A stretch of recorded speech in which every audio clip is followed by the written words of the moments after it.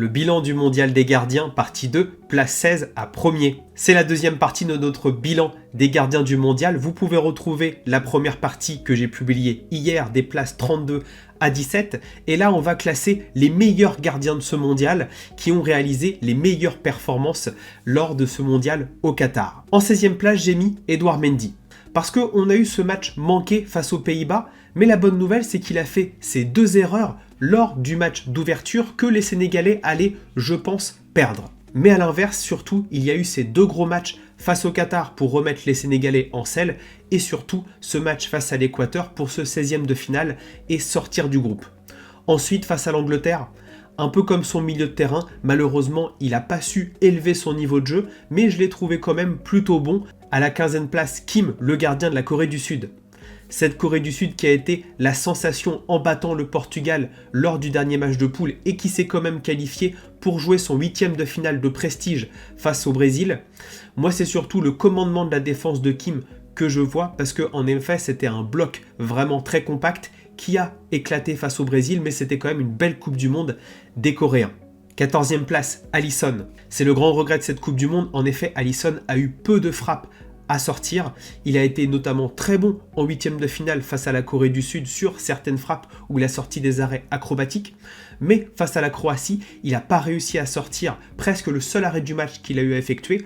Et surtout, il n'a pas réussi à sortir les tirs au but lors de cette séance de pénalty remportée par les Croates.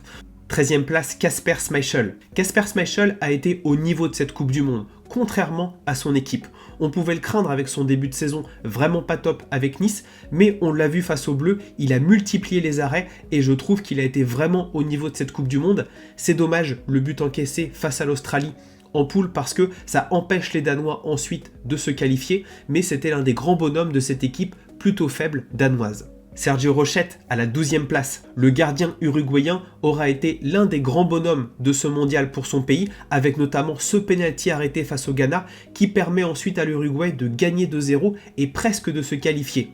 Il a également sorti de gros arrêts face au Portugal, mais comme son équipe, ça a été insuffisant. En effet, les Uruguayens ont produit peu de jeux lors de ce mondial, mais Sergio Rochette pourrait peut-être postuler pour le prochain mondial comme gardien titulaire. 11e, Gonda, le japonais. Gonda a été plutôt bon sur certains matchs, plutôt mauvais sur d'autres. Le mauvais, c'était face au Costa Rica, avec ce but vraiment bizarre encaissé, où il n'est pas sur ses appuis et il ne pousse presque pas.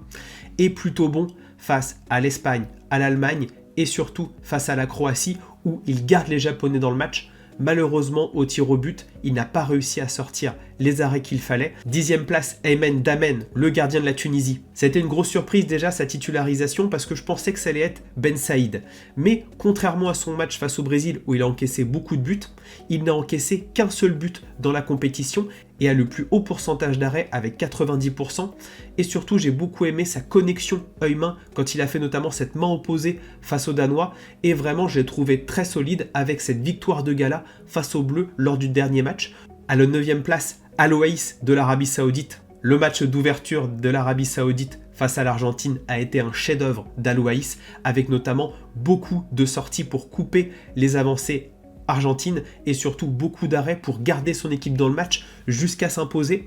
Malheureusement, il y a eu cette sortie un peu malheureuse qui a blessé son joueur à la toute fin du match, mais on l'a vu ensuite sur les autres matchs, si ces joueurs ont baissé le pied, lui, il est resté vraiment bon et a vraiment laissé les Saoudiens très proches de la qualification à la toute fin. À la 8e place, Matt Turner, l'Américain. Ça a été l'une de mes plus grosses surprises de ce mondial. Je ne pensais pas que Matt Turner, qui est numéro 2 à Arsenal, serait aussi bon lors de ce mondial, et notamment ce match nul face aux Anglais, où il a également été décisif. Malheureusement, en 8e de finale, il se fait prendre par les Hollandais, mais vraiment c'est de bon augure pour 2026. J'ai beaucoup aimé Matt Turner. À la 7e place, Jordan Pickford. Il a été encore au niveau, Jordan Pickford. On l'a vu surtout lors du match face aux Bleus, cet arrêt face à Giroud, il a retardé l'échéance face aux Bleus et toute la compétition, il a sorti des arrêts décisifs parce que les Anglais n'ont pas non plus été très sereins derrière et au milieu. En effet, il y avait quelques failles, mais Jordan Pickford était là pour les compenser. Ils ont été sortis par les Bleus un peu contre le cours du jeu, mais encore une fois, une grosse performance de Jordan Pickford qui j'espère sera peu chahuté en vue de l'Euro 2024. Andries Noppert à la 6e place. Quelle surprise! L'œuvre de Louis van Gaal qui sélectionne Andries Noppert pour le match face au Sénégal, qui était le match le plus difficile presque normalement de la poule. Et ça a été une réussite parce que Andries Noppert a sorti des arrêts décisifs face au Sénégal, un petit peu face au Qatar, en 8e de finale face aux États-Unis. Et contre l'Argentine, malheureusement, son inexpérience l'a rattrapé sur la séance de tir au but où il n'a sorti aucun arrêt. Mais vraiment, Andries Noppert, qui vient de nulle part, qui a été chômeur, qui a été dans une dépression assez forte avec l'alcool, c'est vraiment une belle revanche sur la vie que cette Coupe du Monde. Place numéro 5, Wojciech Szczęsny. Enfin, Wojciech Szczęsny a été décisif dans un mondial et a emmené très clairement cette faible équipe de Pologne en 8e de finale avec son double arrêt sur le penalty face à l'Arabie Saoudite et son arrêt sur le penalty de Messi face à l'Argentine qui permet aux Polonais de se qualifier au goal average. Donc vraiment un très bon mondial de Wojciech Szczęsny qui est tombé sur un grand Mbappé en 8e de finale, mais ça fait du bien de voir le gardien de la Juventus enfin au niveau avec sa sélection. En numéro 4, Hugo Lloris, le grand Hugo, on en a eu besoin face au Maroc, face à l'Angleterre. Il a sorti les gros matchs quand il fallait et face à l'Argentine, avec une défense et un milieu amorphe, il a réussi à sortir ses beaux arrêts, notamment cette main opposée face à Messi à la fin du temps additionnel du match à la 97e minute.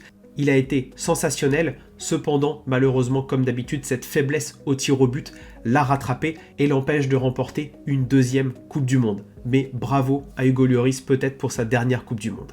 En numéro 3, Yacine Bounou. Sans oublier Mounir, il faut se souvenir qu'il y a eu un gros match du numéro 2 face à la Belgique et ce qui a permis aux Marocains de se qualifier. Pour Yacine Bounou, il y a eu d'abord ce premier match face à la Croatie où il a été très solide. Il y a eu évidemment ce 8e de finale face à l'Espagne où il a fait le show dans la séance de tir au but et ses arrêts face au Portugal, notamment pour envoyer Cristiano Ronaldo en retraite internationale avec cet arrêt sur cette balle en profondeur. Yacine Bounou a été grandiose.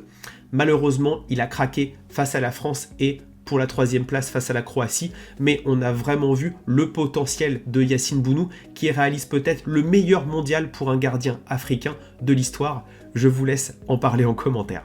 En 2e place, Dominik Livakovic. Ce souvenir face au Brésil restera longtemps gravé dans ma mémoire. En effet, Dominik Livakovic a réussi le match parfait face au Brésil. Il compensait les faiblesses de sa défense et ça avait été déjà le cas face au Japon avec de nombreux arrêts qui ont permis ensuite à la Croatie de se qualifier au tir au but où il sort 3 tirs au but, clair, net, précis. Et donc c'est vraiment le grand héros de cette Croatie. Malheureusement, en demi-finale, je trouve qu'il a manqué un petit peu de caractère et d'expérience face à l'Argentine avec ce penalty concédé et ce deuxième but d'Alvarez, mais il s'est rattrapé lors du match de la 3e place où il a tenu le D1 face aux Marocains et donc j'ai vraiment trouvé très bon Dominik Livakovic et ça va être intéressant de voir s'il sera transféré dans un autre club dans un futur proche. Premier, Emiliano Martinez, le gardien champion du monde. Mais quel gardien sur cette Coupe du Monde!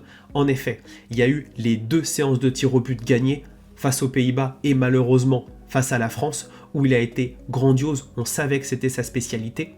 Mais également, surtout, cet arrêt sensationnel face à Kolo Muani à la fin du temps additionnel de la prolongation qui empêche les Bleus d'être champions du monde.